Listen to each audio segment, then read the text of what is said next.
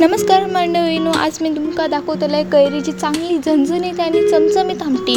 तर पहिली मी 2 तोरा घेतले। तोरा म्हणजेच कैरी, कैरी म्हणजे आंबे। आणि आता कशी सीजन असा त्यामुळे आणि हे त्यांना चांगले सोलून घ्यायचे, बटाट्याचे हे ना चांगले सोलून घ्यायचे आणि हिरवी साल सुद्धा राहू द्यायची नाही। आणि व्यवस्थित पांढरं करून घेतले त्यांना। आणि माझ्याने काय व्यवस्थित जमनाच नाही, त्यामुळे मी सरळ मम्मीकच देते, कारण की माका हाती तरी लागता। मग सरळ मम्मीने सुरीनच काढल्या। आणि हे व्यवस्थित काढून झाल्यावर आपल्या ते व्यवस्थित कट करून घ्यायचे। आणि मेन म्हणजे आपल्या ते पातळ कट करून घ्यायचे असत। आता बघा, ह्यातली कोय असतात ती पण आपल्या काढून घ्यायची असा, कारण की नाहीतर ती मिक्सरमध्ये गेली तर ती कडवट लागतात। आणि त्यामुळे आपल्या ती मेन म्हणजे काढून बाजूला ठेवूचे असा। आणि व्यवस्थित पातळ भिशी काढून घ्यायची असत। आणि हे मी टोपात टाकलेला आहे। आणि खोबरा, कांदा, लसूण हे घेतलं आहे। आणि 4-5 लसणी घेतले। आणि 4-5-6 मिरच्या घेतले, त्याची डेटा काढून टाकले आणि भिजत घातलं। आणि जे कुसके असतील ते बाजूला टाकले आणि हे सगळं भिजत घातलं।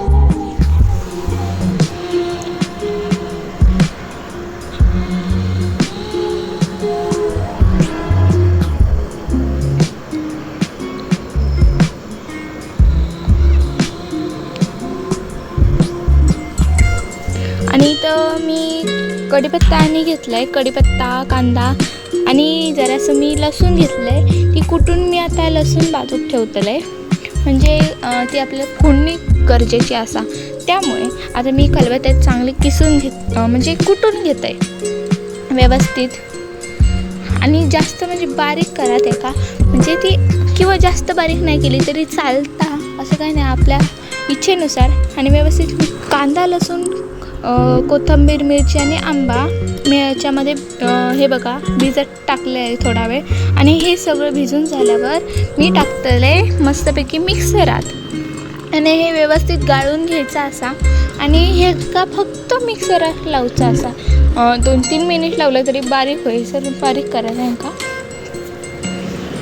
आणि मिक्सरला लावून झाल्यावर मी तर टोप घेतले, त्यामध्ये थोडी तेल, मोहरी टाकली आणि ती आपली लसणाची कुटलेली पेस्ट मी टाकलेली आहे। आणि हे का व्यवस्थित जरा ब्राऊन होईल सर जरासं फ्राय करून घेतले हे का, जेणेकरून व्यवस्थित चव लागते आपल्या आमटी कच्च्या कैरीच्या। आणि जर तुमका हा व्हिडिओ आवडला असेल तर लाईक करा आणि कमेंटमध्ये नक्की सांगा कच्च्या कैरीची आमटी कशी झालेली असा।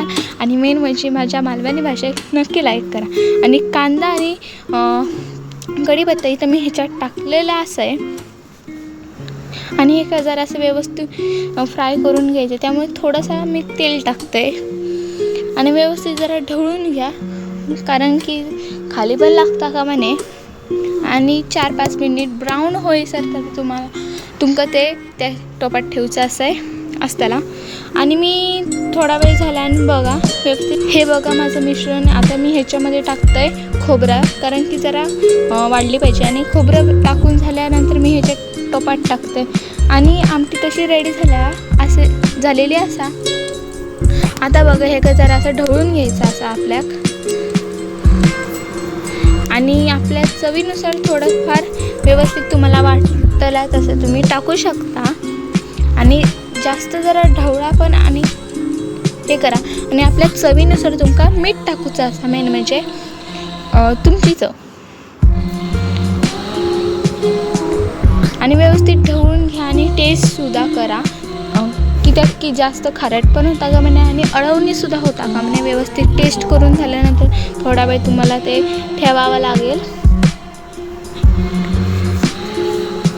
आणि हे का व्यवस्थित झापून ठेवा आणि जरा ढवळा पण। आणि हे बघा इथं उकळी आलेली असा, अर्धा तास नाही 15 मिनिट 10 मिनिट याच्यामध्येच ते उकळी आलेली असा। आणि हे का जर उकळी आली की जरा लो गॅस ठेवायचा। आणि हे बघा कच्च्या कैरीची आमटी। बाय।